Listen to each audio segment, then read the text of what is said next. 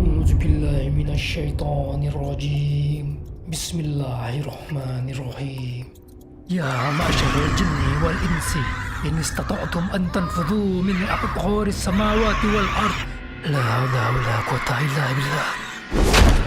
Artinya ya sangat luar biasa, kayak punya anak pertama. Bukan berarti anak-anak yang sebelumnya nggak penting, tapi bahwa semua filmmaker pasti bikin film kan kepengen cita-citanya ditonton banyak orang ya. Pencapaian ini bukan soal pendapatan finansial, tapi bahwa filmnya berhasil menyentuh lebih banyak orang, lebih banyak penonton, disukai, dan kalau membaca dari tweet, efek nonton ulangnya itu cukup tinggi. Sehingga ya buat filmmaker sebagai seorang storyteller yang kepengen menyampaikan sesuatu ke penonton lewat film, ini sangat berarti. Keyakinan saat membuat pasti ada, tetapi kalau ekspektasinya sejauh mana, kita sama-sama di tim Kodrat, dari eksekutif produser, pemain sampai kru, dari awal sepakat mengerjakan yang terbaik lalu mengikhlaskan hasilnya. Seperti film Kodrat kan bicara keikhlasan gitu ya. Jadi target kepengen ditonton sebanyak-banyaknya penonton, tapi bahwa kita tidak men-set target karena memang ya habis pandemi juga gitu ya, baru mulai kembali. Kami main di akhir bulan Oktober, di mana sebenarnya udah sangat banyak film horor di depan yang main sebelum kami. Jadi semuanya kami ikhlaskan dan puji Tuhan hasilnya luar biasa. Banyak hal yang kami coba lakukan untuk bisa membuat film horor Kodrat ini yang memang tidak biasa kami buat di Magma Entertainment menjadi sesuatu yang unik, berbeda, dan punya kekuatan ya gitu. Keunggulannya tuh apa gitu, kita coba terus cari dari adegan yang mungkin belum pernah ditonton, dari pendekatan yang berbeda, bahwa biasanya di film horor bicara soal iblis, tapi kita bicara dari sudut pandang protagonis, dari Ustadz Kodratnya.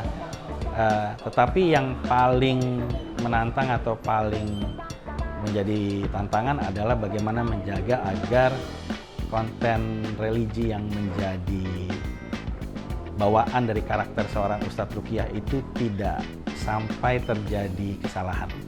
Agar apa yang kami lakukan dari bacaan, dari sudut pandang, dari penulisan, jangan sampai ada yang salah. Karena itu penulis kami, Gia Reksi, Mas Asaf Antariksa, melakukan riset ke lembaga Ruqyah di Indonesia, pakai buku panduan yang sangat tebal. Saya syuting didampingi co-director saya Imron Aikayu yang memang keluaran pesantren. Ada Dr. Ngatawi Alsastro yang menjadi pengawas dan pemandu dari mulai skenario sampai hasil akhir. Dan setiap hari kita syuting itu ada Ustadz Isman Wilyana yang memang Ustadz Ruqyah yang membantu Vino dari saat sebelum syuting, latihan, sampai syuting selesai.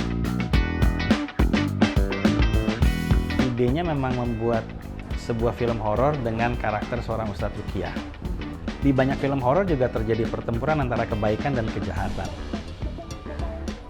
Unsur laga di sini mungkin masuk tanpa betul-betul disadari, karena memang saya punya latar belakang penggemar film laga. Saya penggemar berat Jackie Chan. Jadi ya banyak orang yang bilang kalau lihat filmnya Charles dulu kayak nonton film Hong Kong tahun 80-an gitu loh. Jadi ya mungkin itu sisa-sisa yang masih terbawa sampai hari ini. Tetapi lagi-lagi saya nggak sendiri. Saya didampingi Jonathan Ozo, stand koordinator, dan Cecep Arif Rahman yang sudah mendunia lewat Star Wars dan John Wick. Jadi memang kolaborasi laga dan horor ini terjadi karena gabungan banyak orang. Saya di luar kepengen melanjutkan Kodrat, karena memang Kodrat diniatkan sebagai sebuah trilogi, kepengen bikin genre yang berbeda. Karena film pertama kami kan di Magma Entertainment itu horor, lalu drama laga, lalu drama komedi Finding Sri Mulat gitu ya. Jadi memang genrenya beda-beda nih. Lalu ada Sobat Ambyar yang musikal gitu ya. Jadi kalau ditanya, saya sebenarnya kepingin di luar kodrat melakukan sesuatu yang berbeda.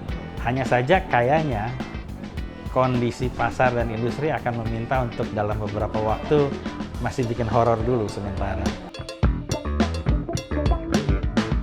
Horor itu harus mencekam. Supaya seram itu harus mencekam. Kaget saja nggak cukup. Jadi sound, sinematografi itu sangat punya peranan penting dalam bangunan keseraman yang kemudian hadir di sebuah film horor. Dari konsep penulisan, kalau misalnya sudah nonton Kodrat, kesandung meja itu ada di skenario. Itu bukan improvisasi di lapangan.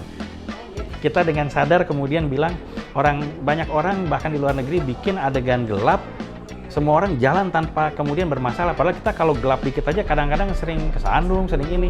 Kenapa kita nggak bikin dia ini jadi satu jump scare yang bisa dinikmati penonton gitu loh. Jadi itu memang kemudian kita bangun, tetapi adegan itu bisa berhasil karena sebelumnya ada scene Marsha di gudang. Nah di situ permainan sinematografi dan sound sangat-sangat kemudian berperan penting. Salah satu buktinya gini, IP kami pada saat nonton draft editing Kodrat, adegan yang si mau di jalan mengitari rumah yang satu shot nyari ibunya, dia bilang ini kepanjangan dan boring. Tapi begitu hasilnya selesai, dan saat dia jalan tahu ada bunyi kleneng di sini, ada bunyi gubrak di situ, ada bunyi ngik di sana. Nah itu kan menjadi sesuatu yang bermain ya, sehingga kemudian bosan dan kepanjangannya hilang. Harapan saya untuk perfilman dan industri perfilman di Indonesia ke depan, semoga semakin variatif, semakin memberi kesempatan bagi genre-genre yang sebelumnya agak sulit untuk hadir. Karena biasanya kami kalau mau memproduksi sebuah film, terutama action, banyak sekali investor yang kemudian mengatakan ini nggak works di Indonesia. Gitu. Jadi semoga dengan kondisi yang sekarang ada, banyaknya film horor yang memasukkan banyak subgenre yang berbeda, bisa membuka kesempatan bagi banyak genre di film Indonesia yang sebelumnya dikhawatirkan bisa dapat kesempatan.